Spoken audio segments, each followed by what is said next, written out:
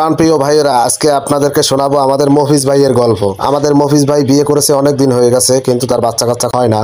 তো যাই হোক, অনেকদিন পরে একটা ছেলে হয়েছে। এখন ছেলের নাম কি রাখবে সেটা নিয়ে অনেক চিন্তিত হইলো আমাদের মফিজ ভাই। তো মফিজ ভাই চিন্তা করলো, আজকে আমি ঘুমাবো, ঘুমে স্বপ্নে যা দেখবো, যেই নাম দেখবো, যা কিছু দেখবো, সেই অনুযায়ী আমি স্বপ্নে আমার ছেলের নাম রাখবো। তো মফিজ ভাই যেরকম কথা সেরকম কাজ, রাত্রে খাওয়া দাওয়া করে তারপরে ঘুম গেল। এখন ঘুমানোর পরে স্বপ্ন দেখলো গু, চারিদিকে দেখে খালি গু আর গু। এরপরে মফিজ ভাই সকালবেলা উঠে সেই ছেলের নাম রাখলো গু।